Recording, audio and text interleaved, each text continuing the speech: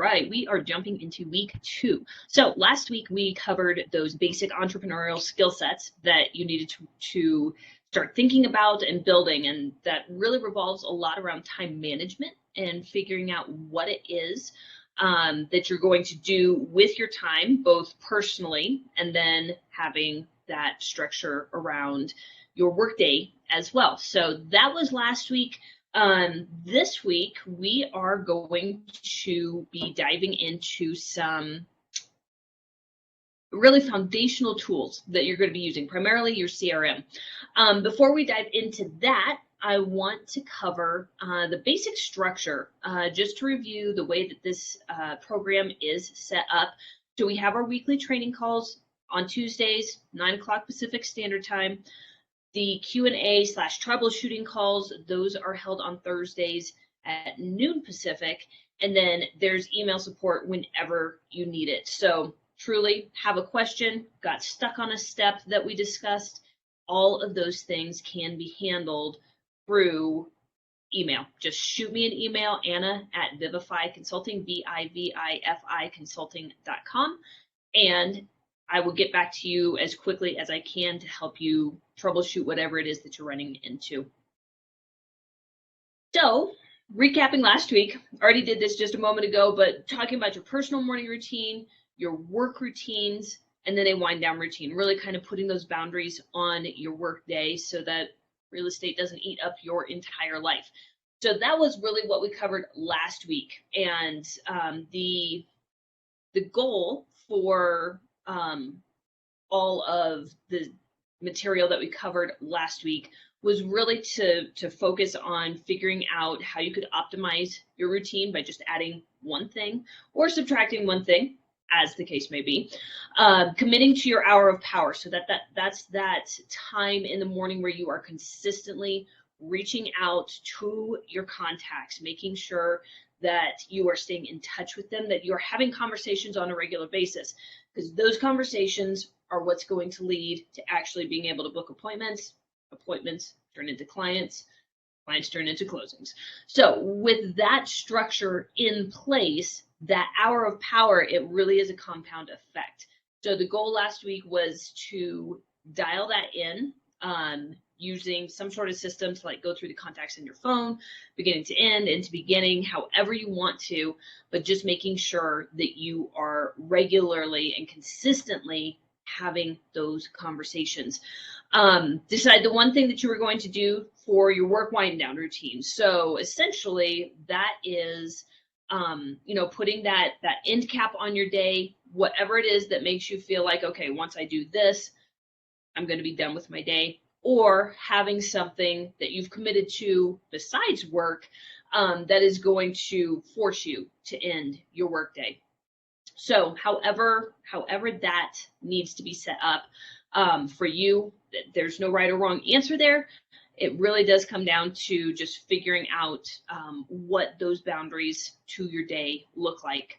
And then finally, if you were able to, finding an accountability partner. One of those things that it is so much easier if you've got some external accountability, somebody who's going to check in with you on a regular basis, whether that's daily, whether that's you reaching out to them and just saying, hey, I got it done, hey, I didn't get it done, and you're at least having to keep it top of mind that you are supposed to be doing something, and you've got to tell somebody else if you did or didn't. So could be somebody inside real estate, could be somebody outside of real estate. But essentially, these were the things last week that we had kind of synopsized and said, okay, we can get these things done. That is a really solid foundation to start with.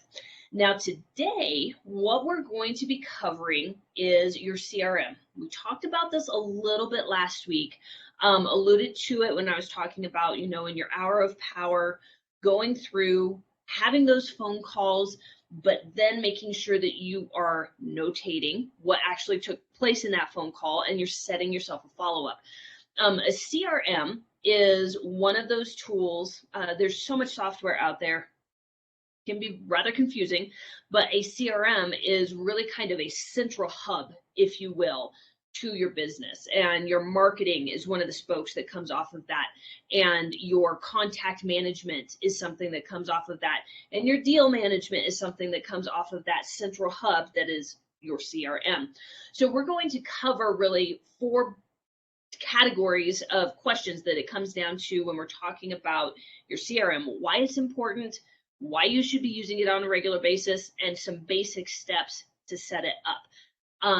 So we're going to just power through this. I am trying to make it a little bit more concise. All of our training sessions will not be as long as the one was last week, but yeah, this one is fairly important, and again, foundational to making sure that you've got the tools and you've got the things in place that are going to keep you accountable and successful. So what is a CRM? It's essentially a tool, software, that is going to hold all of your contacts, their details, and your interactions with them. Depending on the CRM, you can do all kinds of things with it. Some of them are really, really robust in their marketing capabilities. Some of them are really, really robust in their transaction management capabilities.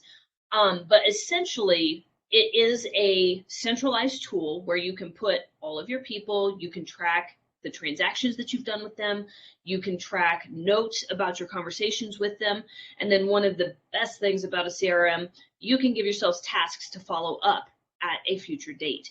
So that's essentially what a CRM is, a client relationship management tool. That's what CRM stands for. And that is kind of, again, that central hub that is your brain running your business without you having to keep everything in your brain. So essentially, we are looking at it to do a few different things for us. Tracking what you do every day. So going back to creating those systems and creating that workflow for your business day. You can easily track stuff in here. You can go back and refer back to notes that you've made. Essentially, you can pretty much run your business from this CRM. You can run your schedule. All of those things can integrate with your calendar on your phone, Google Calendar, if that's what you use, and essentially, again, have that one central hub. The automation aspect of a CRM is honestly one of the most important aspects of being able to leverage your time.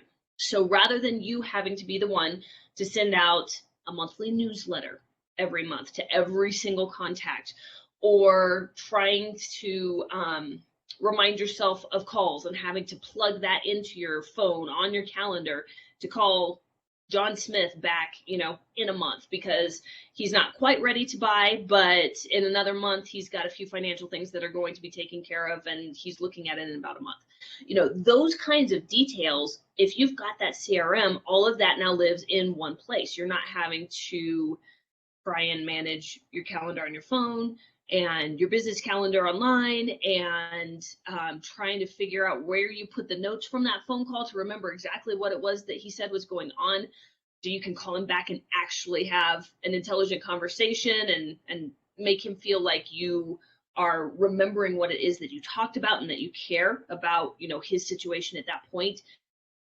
That CRM, now you've got everything within that one contact. You've got the reminder for when it is that you're going to reach out to him. You've got the note from that previous phone call. All of it is right there. So again, it will take a ton of stress off your brain if you've got this one central location to put everything. So that's what a CRM is. Choosing your CRM. Now, for a lot of agents, especially a lot of newer agents, if you've joined a brokerage, your broker probably has a CRM that they're already using. Now, not all CRMs are created equal. And by that, I mean some of them are very, very clunky. Some of them have limited capacity for what it is that they'll allow you to do. So it's one of those challenges when you're faced with, joining a brokerage, you're going to adopt the tools that they are already using 99% of the time. Sometimes they're fantastic, other times they leave a bit to be desired. So with that in mind, it's probably going to be best to start with that CRM that your brokerage has given you. You'll have a login. They'll already have a lot of stuff set up. So all of those kinds of things are already in play for you. You're not going to have to do a whole lot of research. However, if you're out on your own, or you may find over time that you can keep some information in that CRM that your broker has, but you're going to work better in another CRM system. So here are some questions that you can ask yourself when it comes to choosing a CRM if your broker hasn't given you one, or if you want to change lanes and switch gears when it comes to being able to work within a CRM that you actually enjoy. What type of business are you running? Now, this is a couple, can be taken a couple different ways. The first one is realizing that real estate is a relationship business. You don't have relationships with people. You're not going to have anybody to actually talk to convert into clients, to gain referrals from, to help share your expertise or your relationships, to be able to help those people. So a good realtor recognizes that at the end of the day, it all circles around the relationships that you have, the relationships those people have, and knowing that that person you know is a gatekeeper to 6 to 10 other people, that if you are in good contact with them, now you have opened up their network. So you've got this element of it being a relationship-based business. But then the other aspect of it is some agents are all about, phone calls. Some agents rely a lot more on like open houses and events and those kinds of things. The CRM that you choose could have some impact on how effective it is at helping you run your business. Now, if you've got questions about this, that's again where email me. We can clarify any of that. For the most part, most of them are going to be fairly decent. I'm going to highlight 3 of them that I think that if you've got one of these, it's pretty much going to do everything that you need it to for the time being, for the first several years of your real estate career, and maybe even beyond, depending on what you want to do with your business. The right CRM is the one that you'll use. So again, going back to that, some of them are very clunky.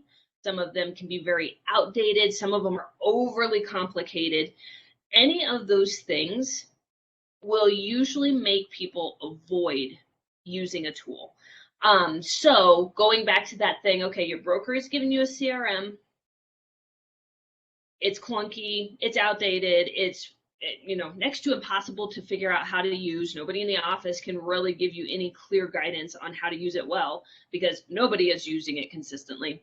Those kinds of situations, that's where you might start looking for another option outside. You can keep some basic information that your broker requires in that main CRM, but you may choose to use another tool, another CRM software, in order to be able to be consistent with it and to actually get everything that you need out of that CRM. At the very minimum, if you are considering choosing a new CRM, I would test drive at least 3 options. You can search real estate specific CRMs. You are going to get hit up with a ton of different options. Again, not all of them are created equal, but the 3 that I have used that I've been the most impressed with their versatility, with their marketing capabilities, with their transaction management capabilities, are KV Core, RealVolve, and Follow Up Boss. Any one of those is more than sufficient to get started with and to be able to get you through the first several years.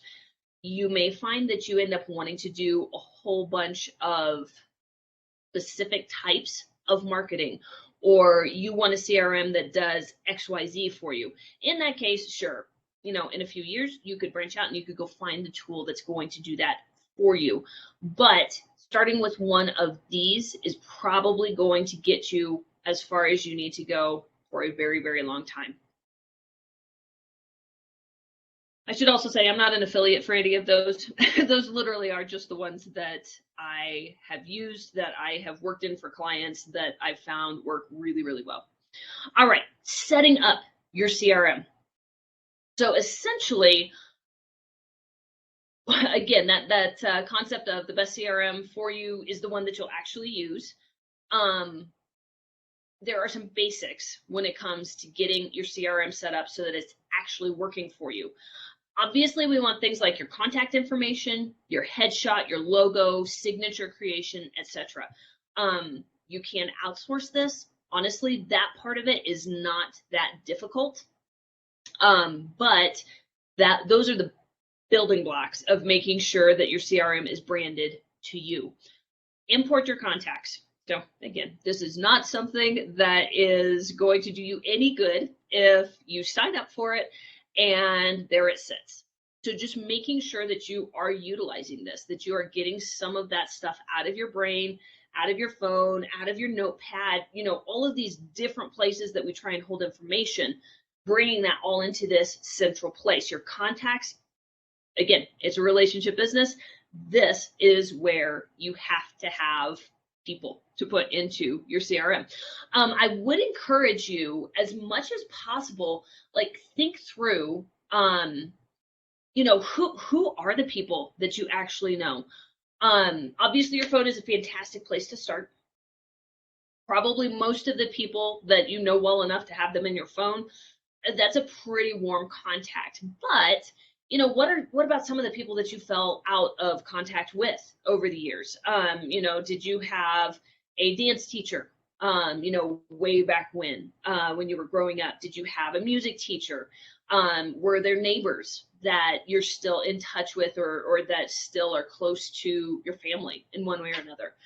All of those different things, kind of thinking outside the box. So your phone is a great place to start, but then expanding that to say, okay, who else do I know? And it's one of those kinds of things, you'll be surprised at who actually comes to mind sometimes, just because you may not have thought of them for years and years, but reconnecting with them, again, having the opportunity to build a relationship, to unlock either a potential deal with them, or again, remembering they're a gatekeeper for another 6 to 10 relationships that if you are in good relationship with them, that now allows for you to touch those people that they know as well.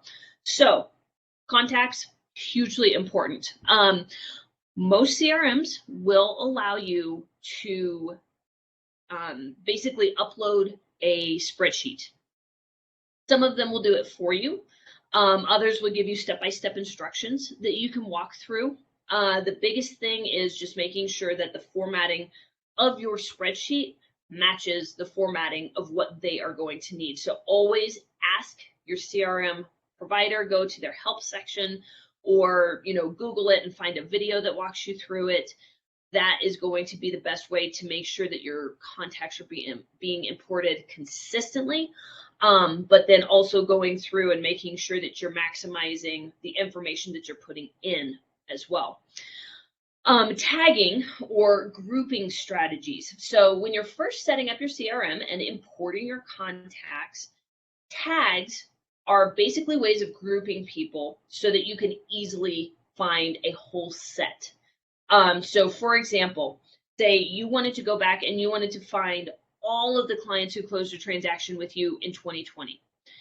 If you have tagged those clients with 2020 as kind of like a label for them, then essentially you can go through, and rather than having to go through person by person, you can actually just search for that tag and that whole group of people will come up. A little bit more about that in detail here in a moment. And then the final thing that's kind of a baseline is drip campaigns. Now, drip campaigns can get a bad rap. Most of the time, that's because they have been very poorly written. They sound like a robot wrote them. They're not relational. They are not personalized. They're not customized. So drip campaigns are going to be one of those things that we will talk about in depth when we get into marketing. And the other aspect of that is I will give you templates that can be personalized very easily. It'll be fill in the blank, but it's going to sound like you as a human being, not like somebody was just sitting there trying to write a super generic email that almost anybody could send out. So more on that again in just one moment. But let's talk about those tagging strategies. So again, this is one of those things that simplifies your search capabilities. It's going to simplify some of your marketing efforts. So it is worth thinking through some of the details when it comes to how is it that you might want to search for people. If you do this before you import your contacts, it makes it a little bit easier because most of the time there's going to be a column in your spreadsheet that is going to allow you to say, okay, this is the tag that I want to apply to this person. And then, 6 rows down, I want it applied to this person, 20 rows below that, it's going to go on that person. So you can go through and you can apply it before you upload it. And that's sometimes a little bit easier, though if you've already got your contacts in, it can be done after the fact as well. But here are some tagging strategies that might help when it comes to just thinking through, okay, how might you want to search and how can this benefit you? So the first one is tag people by how you know them. So, if that's college people, if that's people from a church, if that's people from a sports group that you are a part of, however it is that you are going to have known those people, that's one way that you could reach out to them. Because if that's the case, then you could send an email to everybody that you knew in college, and it can be one of those kinds of things where it's like, hey, catching up. It's been a few years, but how's your life been going since graduation? How did COVID treat you? All those kinds of questions. And then that would also allow for segue into where you are professionally as well. Obviously, you are not going to write a post or write an email to your old neighbors asking them about how life's been since they graduated. So that's just one way that you could group people, is by how you know them. You could have a tag that's for, college. You could have a tag that's for they were a referral. You can have pretty much as many tags as you want. I don't know of any limits when it comes to tags. One element to that, just as a caution, you don't want to go microscopic most of the time. So I would keep these as more general groups of people. Sure, there's going to be some overlaps. You may have somebody who's got 3 different tags. You may have somebody who's only got 1. But you do want to just think this through from a strategic standpoint and not overwhelm yourself with it. You could tag according to type. So, if you start having leads that are starting to come your way, and you decide that you're going to group people by buyer, seller, investor, first-time home buyer, what have you. It could be any of those things. But you can group people by those tags. And then once you, wanted to start an email campaign that's going out to all your buyers, now you can just select all of your buyers. You can tell your CRM software to send these emails on this schedule to everybody that has the buyer tag. Done. You wrote those emails, you told the system what you wanted it to do, and now those emails will go out on a regular basis. So you can tag according to type. You can tag according to how you want to engage with them. So again, that could be a specific drip campaign that you're going to send to them. And I should specify, drip campaigns are sequential contacts that you are going to have with a person. That could be email, text, phone call, postcard, so direct mail, whatever. But essentially you set up that system, and then the CRM is going to automatically send that out for you. It's going to drip those contacts, those ways of engagement out without you having to manually process every single one of them. So you can tag according to the way that you want to engage with them. So drip campaigns, one of those. Again, highly recommend, provided they are personalized and don't sound like a robot wrote them. Mailers, so direct mail. If you wanted to have, that list of, hey, everybody here, I want to send them a postcard once a quarter.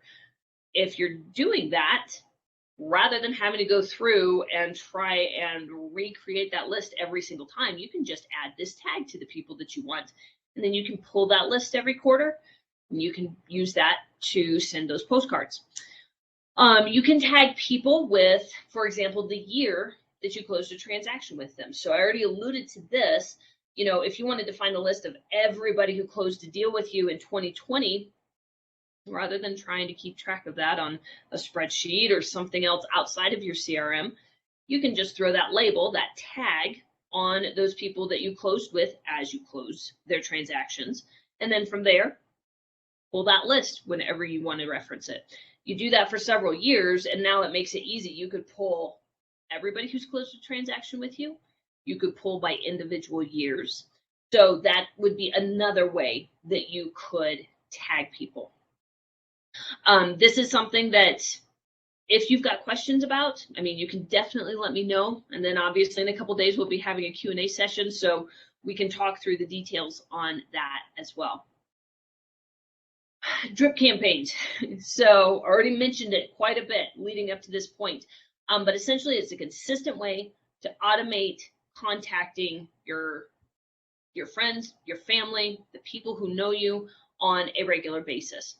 Can be a combination of pretty much anything. So emails, text, phone calls.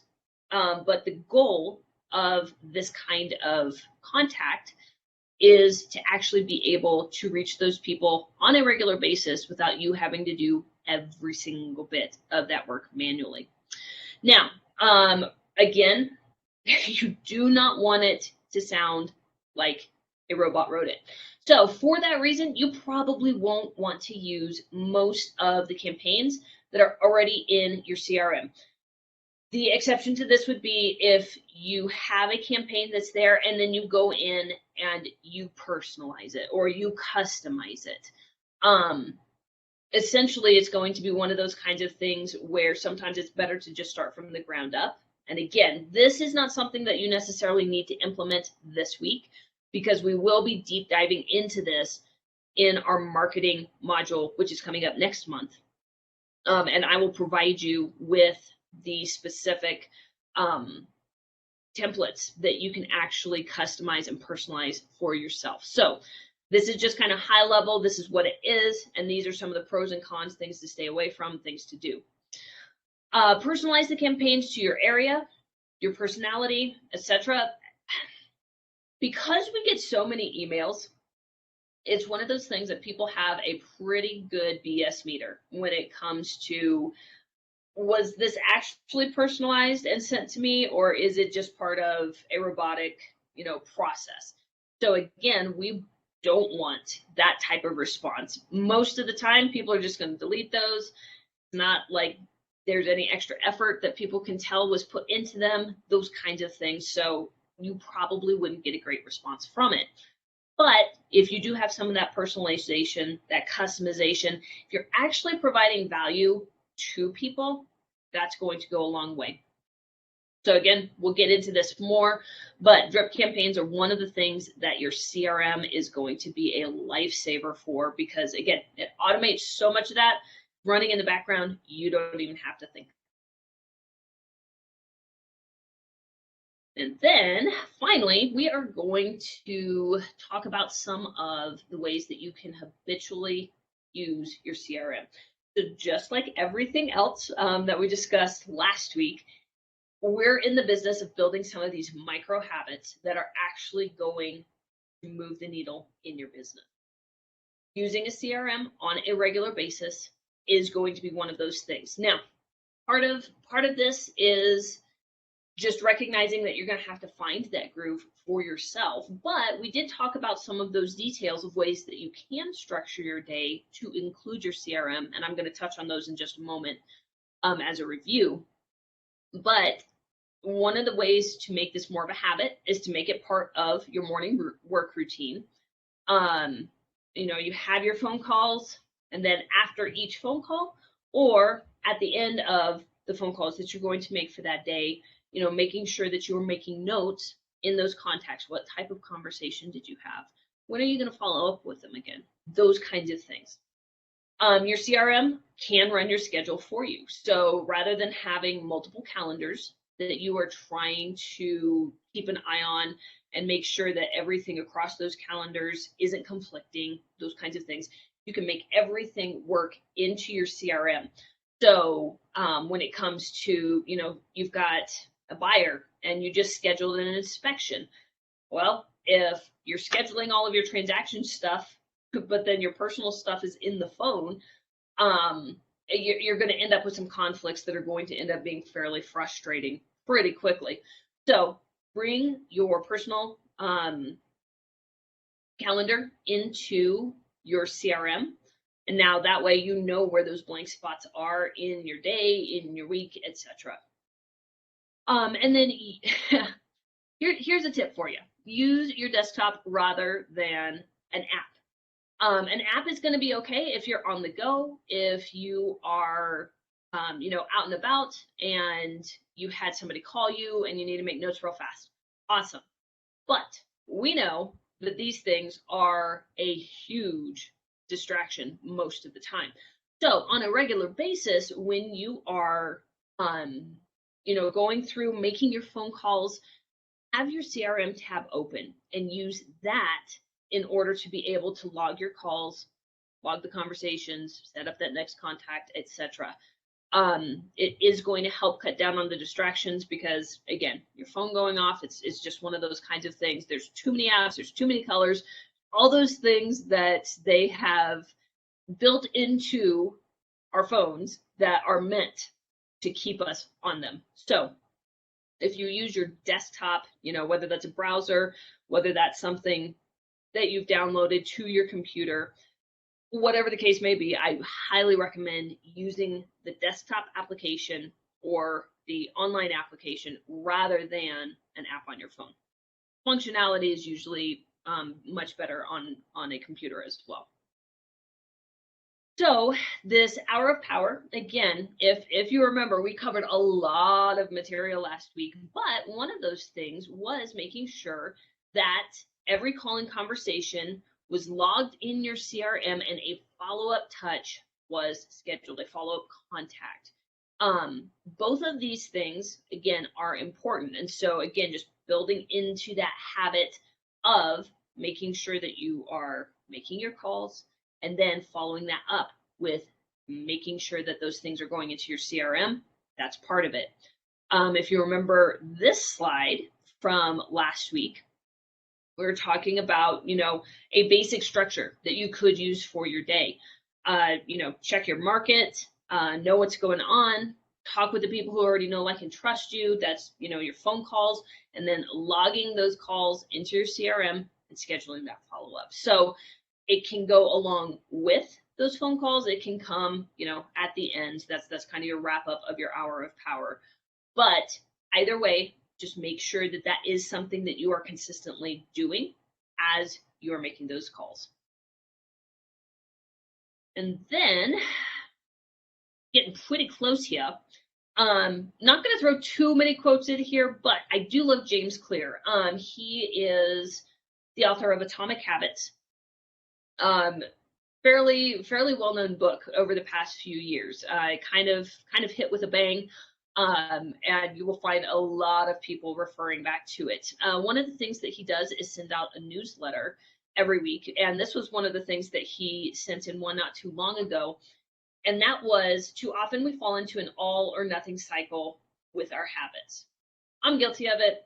I think that it's pretty much human nature. We feel like if we can't do something all the time, well, what's the heck? But as he goes on to say, the problem isn't slipping up. The problem is thinking that if you can't do something perfectly, you shouldn't do it at all. So I want to leave you with the thought and just the recognition that this isn't going to be a 100% every single day, Monday through Friday, that you are going to have your hour of power and you are going to kill it with, making sure that your CRM is just, everything is in there. It's not going to happen. But if we can aim for as consistent as possible and recognizing that just because we missed it yesterday doesn't mean that we should miss it today. Reframing that in your mind so that it's one of those kinds of things where, again, you can choose this afternoon is a fresh start. The morning didn't go the way you wanted to. Guess what?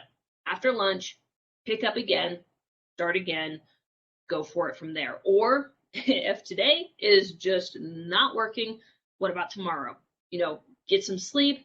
Try not to carry into tomorrow the frustrations and the inconsistencies of today. Start fresh tomorrow. So don't let yourself get tripped up into thinking just because you haven't used your CRM for however long that you're just no good at it, you're not going to be able to do it. That's absolutely not true. Again, we are building habits here. We are building very small pieces that as they get added together and as you do them more and more consistently, they will compound into the success and the foundation that you're going to need for your business. So, week 2 homework. Essentially, if you haven't done it already, choose a CRM.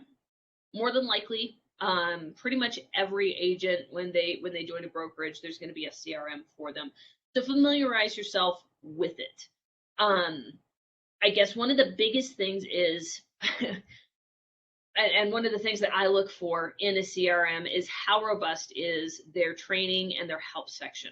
The 3 that I mentioned, KV Core, Real Evolve, and Follow Up Boss, they're all very robust. There are training modules that you can go through and you can learn how to do different things. I would look for things or training specifically around just the basic setups. If you're past the basic setup point, import your contacts. If you're past that point, look at the way that tags are set up and can work. And again, this is not something that needs to be, eating up hours and hours of every day. If you spent 30 minutes on this for 4 or 5 days, that's 2 or 2.5 hours. That's going to be far more useful to you than trying to sit down for 8 hours one day and knock everything out. First of all, you're going to be tired of it. Second of all, you're not going to have that cumulative knowledge that you're building and absorbing little bit by little bit. So don't feel like you have to go gung-ho and spend, the next 30 hours on just optimizing your CRM. No, it doesn't have to be like that. Again, those small steps, those small chunks of time, get this set up so that by the time we hit next Tuesday, you are making your phone calls on a regular basis, and now you've got a CRM where you can actually put all of that information. So choose your CRM if you don't have one already. If you do, watch the training videos to familiarize yourself with your CRM, troubleshoot questions, those kinds of things. Add your headshot, contact info, set up your signature, all those details if it hasn't been done already, and then import your contacts into your CRM. Again, most CRMs are going to be able to provide you with a template for the way that your spreadsheet needs to look, so you don't have to figure that out all by yourself. And then finally, our Q&A call. So this is probably going to be one of the more technical lessons that we go through for the next few weeks. There's going to be some spreadsheets, some tracking spreadsheets that we'll be using over the next 2 weeks, but this one is probably going to be one of the in the weeds, like really having to figure some stuff out. So again, I'm here. Please email me if you run into challenges. I can quickly respond and either point you in the right direction, or we can hop on a video call. You can show me what's going on and we can address it right then and there so that you can get past that and keep moving forward. But if you don't have anything over the next day and a half or so, our Q&A call / troubleshooting call, that will be on Thursday afternoon. So again, training calls are on Tuesday mornings. Q&A troubleshooting calls are Thursday afternoons. The link will be in the calls section of your course, and there will also be an email that I'll send to you as well. And with that, I think that we are done with week 2. Now, if there's any questions, please feel free, pop those in the chat. I know that we went through a decent amount of stuff still, and there's probably a lot of questions that could come up, but some of those are likely going to show up when you're actually in your CRM trying to figure some stuff out. So are there any questions?